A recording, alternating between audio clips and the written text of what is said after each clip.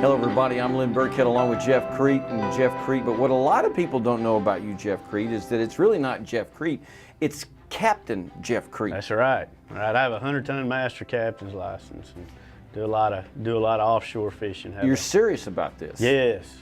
I have a pretty nice offshore boat and fish a lot of marlin tournaments, and yeah, I'm serious about it. Now I know you got into saltwater fishing or deep sea fishing, offshore fishing. You fish for a living. What is it about saltwater fishing that's so attractive? You know, the thing I like about it probably the most is that, you know, in bass fishing, we fish such a loner style sport, you know. We drive long distances by ourselves. We practice for long days by ourselves. You know, when I go offshore, I can load up, you know, a crew. I'll generally always take a crew because I just rather grab your good buddies and go offshore, you know. And it's just different. The offshore tournaments are generally, they're a Friday and a Saturday tournament, but we get to leave Thursday night, usually at around 5 to 7 at night.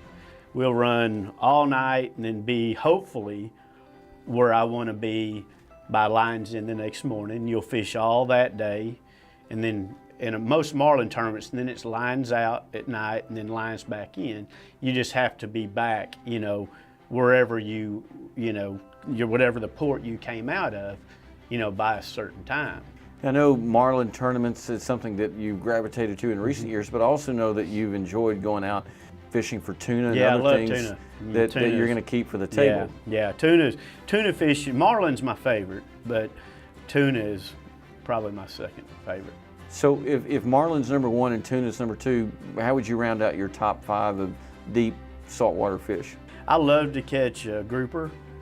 Snapper is just, it's kind of like the crappie of the sea. I mean, it would take you and I longer to load the boat and run out than it would. We would have a limit of snapper in 2 drops because you can only keep 2 in federal waters, and it's a very short season.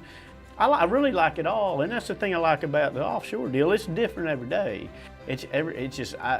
For some reason, man, it's just like my happy place. Have you ever really been scared?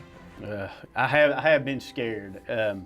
When you go offshore, there's a lot of planning and preparation that goes into it. You don't just jump in the boat and go, hey, let's go fishing.